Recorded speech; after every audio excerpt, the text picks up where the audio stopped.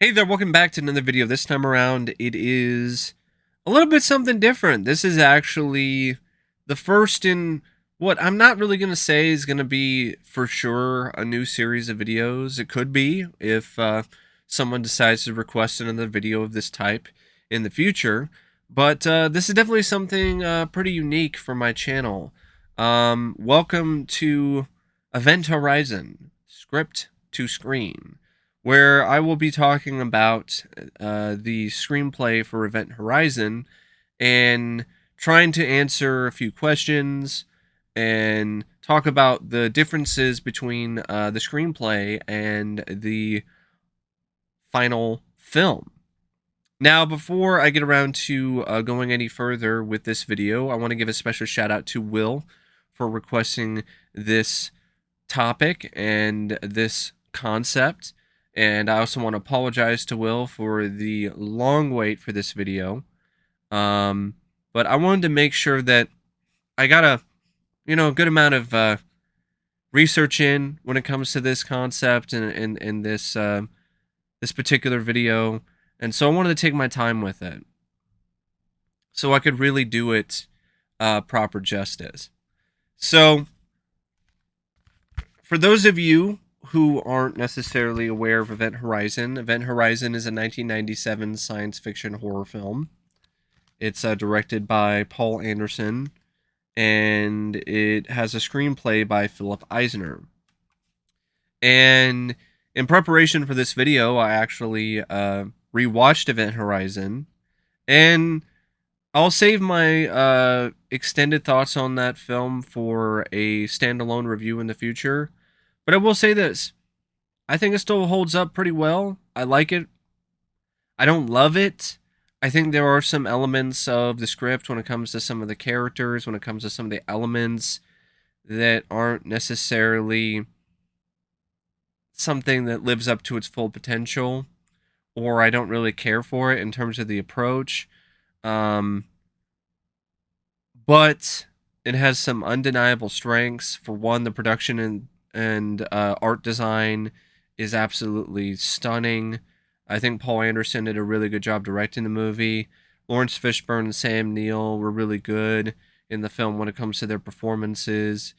Um, and overall, it's really a unique and interesting concept as well when it comes to the plot.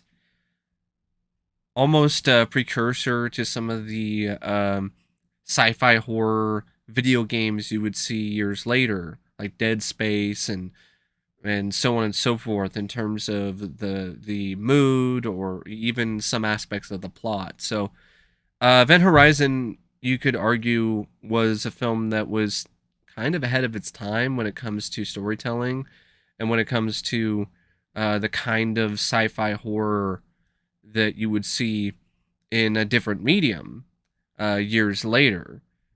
The film didn't really do that much when it came out in theaters. It ultimately became more of a cult hit. Um, and I definitely understand why it has a cult following, because it's a solid sci-fi horror film with some genuinely chilling moments, some good performances, some great set design, and all in all, it's definitely one of the better sci-fi horror films of the 90s. Now, the screenplay, there really wasn't a lot about the script that was that dramatically different from the final film, other than some of the stuff that a lot of Event Horizon fans or a lot of people who might be somewhat curious about the film already know, in terms of stuff that was cut out of the final version of the movie because of how overly violent and graphic the material was, according to the MPAA at the time. But I know that Will had some questions that he wanted me to try to answer, and unfortunately, from just the screenplay, there really isn't an answer to some of these questions. Some of them I'm just going to try to attempt to answer myself because there's nothing really clear when it comes to some of these questions. But there's enough that's insinuated when it comes to the film and in the script that, in my opinion, answers some of these questions decently enough. Now, there are some other questions, at least one in particular, where there isn't an answer at all, and I'll get to that um, soon. And after I try to do my best to answer some of these questions, then I'm gonna read some excerpts from the script to showcase what I feel were the biggest differences when it comes to the script compared to what ultimately wound up on the screen. Now, Will asked, why is Smithy so scared of the Event Horizon? Now, Smithy is a character in the film played by Sean Pertwee. He's the pilot of the Lewis and Clark. And he's scared of the Event Horizon because of the fact that he's afraid of the unknown. He's afraid of the fact that the Event Horizon disappeared for a long time and then reappeared out of nowhere. And so he feels that there's something really strange and unearthly about its reappearance. And because of that, he feels uneasy, he feels unsafe, he just has a bad vibe about the Event Horizon. And as you find out with the film itself, as it unfolds, he was right on the money. He definitely had every right to be leery, let alone genuinely afraid of this ship. The next question is there any more information on exactly what the heart of the ship is?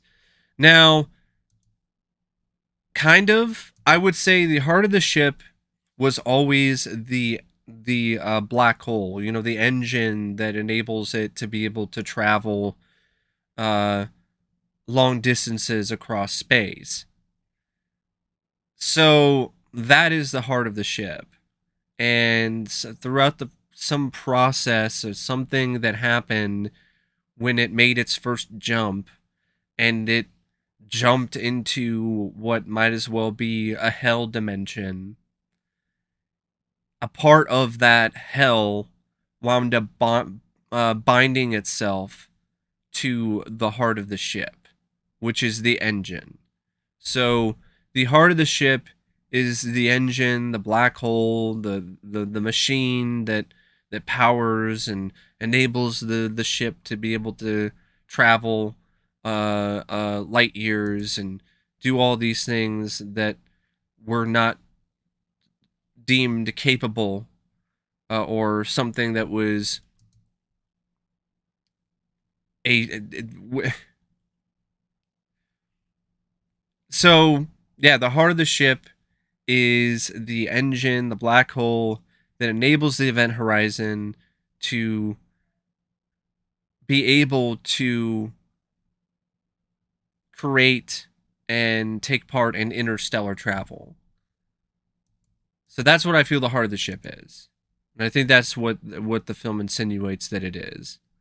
Um Another question here is, what's the story with DJ Scar? Now, DJ is the medical doctor played by Jason Isaacs in the film, and when Sam Neill's Dr. Weir, when he's possessed by the hell, the hell dimension, he opens his shirt before he's about to kill him, and you see this scar that's on his chest. There's no answer to that. The script does not have any answers when it comes to what that scar is. I don't know if it's just a scar that Jason Isaacs has in real life, or it's a scar that they decided to put in there and there was a story behind it, but for whatever reason, they decided to not go through with it. I don't know what the story is. Maybe the novelization, which I do have, but I haven't read in a long time, maybe that might have an explanation for it. But Other than that, I don't really know where any answers are going to be found when it comes to where that scar came from. And then the last question that Will had was, did we learn anything new about the original Event Horizon mission when it went through the black hole? No, the script doesn't really provide any extra detail when it comes to that mission. Just the same stuff that you saw in the movie, despite a few differences in terms of the intensity of what happened to the crew. And speaking of that, might as well segue into one of the first key differences that I saw in the script versus the finished film. Um, I'm gonna put a screen grab of the portion of the script on the screen, so you can kind of read it along with me. Enter the event horizon, the bridge, the video screen, still distorted by static and roll, but finally lucid. 4 original crew of the event horizon on the bridge. One man dislocates his shoulder with a wet popping sound as he shoves his arm down his own throat. Blood bubbles from his nose with a shucking sound. He pulls his stomach out of his mouth. Behind him, a man and a woman fuck, covered with blood. She bites through his neck. His head lolls to the other side. She buries her face in the torn flesh as he thrusts into her again and again. Presiding over them, Killpack. His eyes are bloody holes. His hands reached out in offering. In the palms of his hands, his eyes. Killpack opens his mouth and speaks with an inhuman voice. Liberatis tutamet ex infera. Yeah, that was pretty intense, and it's a shame the MPA didn't feel that was something that the film could get away with. They felt it was too intense for viewers, and it's a shame that the footage will more than likely never be seen, other than in the rough cut or the rough version of the footage that has been unearthed over the years. But yeah, that is definitely something that would make that scene even more terrifying than it already is if it was just that intense and that crazy. And that's really some of the biggest differences, is just the intensity of certain sequences or the violence or the level of violence. So speaking of the level of violence, the next difference I found was with DJ, where here you have the setting on the event horizon in the medical science lab. Miller finds DJ suspended above the table, neatly dissected. His organs have been laid out carefully before him on the steel table. Miller, oh my god. DJ raises his head. DJ, whisper, please. Miller, oh god, DJ, how do I, DJ, please, kill. Miller, oh god. And then Miller raises a nail gun with trembling hands and fires. So that is very different than what ultimately was shot for the film. In the film itself, you just see DJ with essentially his chest split open and all the organs on the table, but none of the stuff that's laid out carefully, and he's already dead. So they're just spilled out and randomly on the table in the finished film, and he's already dead at that point. Here, he's still alive, and Miller winds up putting him out of his misery by shooting him with a nail gun. Now, another difference that I saw from the script is this sequence. This is a scene that happens near the climax, involving Weir and Stark. Cooper exits down a ladder. Stark turns down to the console, activates 3 gravity couches. Behind her, 2 begin to fill with blue gel, and one begins to fill with blood. The hint of dark shapes moving within. So, in the finished film, you do see the gravity tanks filling with blood, but you don't really see a lot of dark shapes. I think that might have been the intent, but the way that it's shot and the way that it's shown in the actual finished movie, It doesn't really seem like that. So Stark doesn't see it, concentrates on the console. Thump. Thump. Stark turns, sees the bloody tank, sees something moving inside it. She slowly crosses to the tank, peers at it. Then it cuts to the inside of the event horizon, the gravity couch bay, the tank. Thump. A face presses against the glass, staring back at her. Weird. Bone and muscle are exposed where the skin hasn't finished forming. And then goes back to the gravity couch bay. Stark screams and backs away. Stark. Cooper! The glass bursts in an explosion of blood. That's a little different than how they showcased it in the finished film, at least from what I remember after watching it. I didn't really think that they really set it up there as that being the return of Weir from beyond the grave is in that very moment. There are also some other differences that aren't even really in the script, but some differences that are included in like the deleted scenes on the special features. Like for instance, there's the deleted scenes that showcase, the other more intense, violent demise of the original Event Horizon crew, as well as some of the other stuff, like some extra thing with a tooth that was ripped out and floating around in the Event Horizon by the root, and a sequence that's actually really quite chilling of Weir doing a spider walk while covered in blood, going after Stark and Miller. I think it was Stark and Miller. It could have been Stark and Cooper. But yeah, that scene was cut for, I guess, pacing reasons. And then the last major difference that I saw from the screenplay versus the finished film is this. So this is a bit from the final confrontation between Weir and Lawrence Fishburne's character, Captain Miller. Enter the Event Horizon, the bridge, the Visions from Hell sequence. The original crew arrive naked and bloody in a carnivorous frenzy. Then you show the second containment, more Visions from Hell, Peter's bloody grinning child devouring his mother. Miller writhes in Weir's grip. His hands flail out to the sides. One hand brushes a long steel canister sunk in the muck, a CO2 scrubber. The visions then continue. DJ's dissected body, except that here DJ looks up and smiles. Then you cut to more Visions from Hell, an alien sun, red and bloated and dying. Then you see alien terrain, and then more Visions from Hell, an alien terrain, a sluggish, oily black sea, a hand reaches from the oil. Then it cuts to a studio apartment, Claire floating dead in a bathtub filled with the thick black fluid. Then Justin, Stark, and Cooper crucified upside down upon the third seal. So yeah, in the final film, it's not nearly as intense, not nearly as graphic, not nearly as violent as this.